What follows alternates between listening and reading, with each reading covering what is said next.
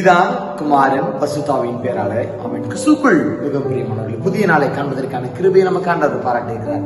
இந்த நாளில் கூட ஆண்டவர் நமக்கு உணர்த்திய இறை வார்த்தை, நான் எல்லாத்திலையும் பெரியவனாக இருக்கணும், நான் தான் எங்க போனாலும் சிறப்பானவனாக இருக்கணும், நான் தான் முதன்மையானவராக இருக்க வேண்டும் என்று சொல்லி ஆசைப்படுகிறோம் என்று சொல்லி சொன்னால், ஆண்டவர் கற்பிக்கின்ற முதலாவது ஒரு காரியம், நீ பெரியவனாய் இருக்க வேண்டும் என்று சொல்லி சொன்னால் அவர்களுக்கு ஊழியக்காரனாய் இரு என்று சொல்லி ஆண்டவர் கட்டளையிடுகிறார். நான் பெரியவனா இருக்கணும், நான் பெரியவனா இருக்கணும், பெரியவனா இருக்கணும் ஆசைப்படுறேன். நான் என்னைக்காவது ஊழியக்காரனா இருக்கணும்னு சொல்லி ஆசைப்பட்டிருக்கேன். பிறருக்கு ஊழியம் செய்கின்றவனாக.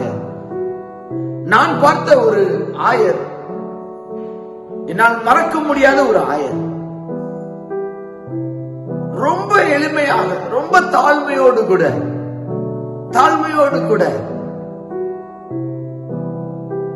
இருந்த ஒரு ஆயர் நான் அறிவேன். அவரை பார்த்த பொழுதுதான் நான் எப்படி நடந்து கொள்ள வேண்டும் என்று சொல்லி அறிந்து கொண்டேன். கீழே கிடந்திருக்க அந்த கால் மிதிய யாருமே தொட மாட்டாங்க. அந்த கால் மிதிய தான் போட்டிருந்த அங்கியோடு கூட அந்த கால் மிதியை எடுத்து அதை ஓரத்திலே போய் போட்டார். எவ்வளவு தாழ்மை பாருங்களேன். ஆண்டவர் கற்றுத்தந்த தாழ்மையை அவர் பின்பற்றுகிறார். அதை பார்த்துதான் நானும் என்னை திருத்திக் கொண்டேன். தாழ்மையோடு நடக்க வேண்டும், பிறருக்கு ஊழியம் செய்யக்கூடிய பிள்ளைகளாக இருக்க வேண்டும், பிறருக்கு உதவி செய்கின்ற பிள்ளைகளாக இருக்க வேண்டும், யாரையும் அசட்டை பண்ணக்கூடாது. ஊழியக்காரர்கள் என்பது முதன்மையான சேர்ல போய் உட்கார்ந்துட்டு நான் சொல்றது எல்லாரும் கேளுங்க அப்படி என்பது அல்ல. ஊழியக்காரர்கள் என்பது பிறருக்கு தொண்டு செய்கின்றவர்களாக. அன்னை தெரசாமாவை எடுத்துக்கொள்வோம். பேர்பட்ட ஒரு தாயார் அவர்கள் ஒருவரிடம் போய், என்னுடைய ஆசிரமத்தில் இருக்கக்கூடிய குழந்தைகளுக்கு ஏதாவது உதவி செய்யுங்கள் என்று சொல்லி அவர்கள் 2 கைகளை நீட்டி கேட்கின்ற பொழுது, அந்த மிகப்பெரிய பணக்காரர் அவருடைய கைகளிலே உமிழ்ந்து துப்பினாராம். அதை அந்த அம்மா மறுபடியும் துடைத்து விட்டு, இது எனக்கு நீங்க செய்தது, என்னுடைய ஆசிரமத்தில் இருக்க குழந்தைகளுக்கு ஏதாவது செய்யுங்கன்னு சொல்லி கேட்டாங்களா? எவ்வளவு தாழ்மை பாருங்களேன். அந்த தாழ்மை நம்மிடம் இருக்க வேண்டும் என்று சொல்லி ஆசைப்படுகிறார். அடுத்தவங்க நீ தாழ்மையா இருக்கணும், நீ தானே ஊழியம் பார்க்கிற, நீ தாழ்மையா இருக்கணும், நீ தானே பெரியவனா இருக்கிற, நீ தாழ்மையா இருக்கணும்னு சொல்வதில்லை. நாம் எப்படி இருக்கிறோம் என்பது ஆண்டவர் நம்ம கேட்கக்கூடிய கேள்வியாக இருக்கிறது. இந்த நேரத்தில் எனக்கு ஒரு பழமொழி ஞாபகத்துக்கு வருகிறது.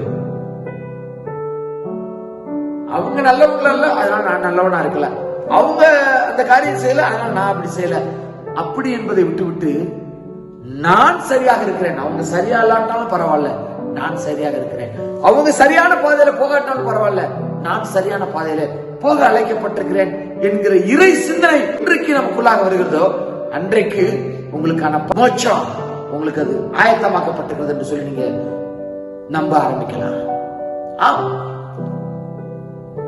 மத்தேயு எழுதின சுவிசேஷம் 23வது அதிகாரத்துல 11வது வசனம், உங்களில் பெரியவனாய் இருக்கிறவன் உங்களுக்கு ஊழியக்காரனாய் இருக்க கடவன் என்று சொல்லி கட்டளையிடுகிறார் ஆண்டவர். ஊழியக்காரனா இருங்கப்பா, ஊழியக்காரனா இருங்க என்று சொல்லி ஆண்டவர் தெளிவாக உணர்த்துகிறார். இந்த 23வது அதிகாரத்தை நீங்க தொடர்ந்து வாசித்து பார்த்தீங்க என்று சொல்லி சொன்னால், மத்தேயு 23வது அதிகாரத்தை நீங்க தொடர்ந்து வாசித்தீர்கள் என்று சொல்லி சொன்னால், அழகாக ஆண்டவர் தெளிவுபடுத்தியிருக்கிறார். பரிசேயர்களை பற்றி அழகாக, மாயக்காரராகிய வேதபாரராகிய பரிசேயரே என்று சொல்லி ஆண்டவர் அநேக தரம் இதை சொல்லிக் கொண்டே இருக்கிறார். இந்த மத்தேயு 23வது அதிகாரத்தில் சிந்திக்க அழைக்கப்படுகிறோம். கிறிஸ்துவுக்குள் மிகவும் பிரியமானவர்களே, நான் என்னை திருத்திக் கொள்ள நான் ஆசைப்படுகிறேன். ஏன் இந்த நாட்களிலே ஆண்டவருடைய வருகை, மோட்சராஜ்யம், இதை குறித்து அதிகமாக நாம் தியானிக்கிறோம் என்று சொல்லி சொன்னால், இது நியாய தீர்ப்பை நினைவு கூறக்கூடிய ஞாயிறாக இருக்கிறது வரக்கூடிய நாட்களில். அதனால அந்த நியாய தீர்ப்புக்கு நான் என்னை தயார்படுத்தக்கூடிய பிள்ளையாக இருக்க வேண்டும். எப்ப ஆண்டவர் வந்தாலும் நான் ரெடியாக இருக்கிறேன், ஆண்டவரே நீங்க என்னை அழைத்து கொண்டு போகலாம் என்று சொல்லி எத்தனை பேர் வைராக்கியமா சொல்ல முடியும்? அந்த வைராக்கிய சிந்தனையை ஆண்டவர் நமக்குள்ளாக வர வேண்டும் என்று சொல்லி ஆசைப்படுகிறார். அதற்கான தூண்டுகோலாக நம்மை ஆண்டவர் உணர்த்தியும் இருக்கிறார். நீ பெரியவனா இருக்க வேண்டும் என்று சொல்லி சொன்னால் அவங்களுக்கு ஊழியக்காரனாக இருக்க வேண்டும் என்று சொல்லி கட்டளையிடுகிறார். பெயர்பட்ட இறை சிந்தனையை ஆண்டவர் நம்ம இன்றைக்கு நம்முடைய உள்ளத்துல வைக்க விரும்புகிறார். அப்பேற்பட்ட பிள்ளைகளாக மாறுவோமா? வாங்க ஜெபம் செய்யலாம். நேசிக்க நல்குதற்பனே நாளுக்காக நன்றி செலுத்துகிறோம். ஆமாண்டவரே, நாங்கள் பெரியவனா இருக்க வேண்டும் என்று சொல்லி விரும்புகிற பட்சத்துல நாங்கள் மற்ற பிள்ளைகளுக்கு நாங்கள் ஊழியக்காரராக, அவங்களுடைய தேவைகளை நிறைவேற்றக்கூடிய பிள்ளைகளாக, ஆமாண்டவர் பிறருக்கு உதவி செய்கின்ற பிள்ளைகளாக எங்களை நீங்க மாற வேண்டும் என்று சொல்லி அழைக்கிறீங்க. அப்படி நாங்கள் மாறுகின்ற வேளையில ஆண்டவரே, எங்களுக்கான தேவைகளை நீங்க நிறைவேற்றி தருகிற தேவனா இருக்கிறீர். ஆமாண்டவரே, கைவேலைப்பாடு இல்லாத மிகப்பெரிய ஒரு அரண்மனையை எங்களுக்காக பரலோக ராஜ்யத்தில் கட்டி வைத்திருக்கிறீர்கள். அதற்கு நாங்கள் தயாராக இருக்கிறோம், தயார்படுத்தப்படும் என்கிற விசுவாசத்தை எங்களுக்கு வைத்திருக்கிறீங்க. நன்றி செலுத்துகிறோம் ஆண்டவரே. தொடர்ந்து எங்களை பாதுகாத்துக் கொள்ளுங்க. நாங்கள் மிகத்த பிள்ளையாக வாழ்வதற்கான சுகபலன் ஜீவனை தரும்படியாக ஜெபிக்கிறோம் ஆண்டவரே. அப்படியே செய்ய போறதுக்காக நன்றி செலுத்துகிறோம். இயேசு கிறிஸ்துவின் மூலம் ஜெபம் கேட்கிறோம் நல்ல பிதாவே. ஆமென். God bless you.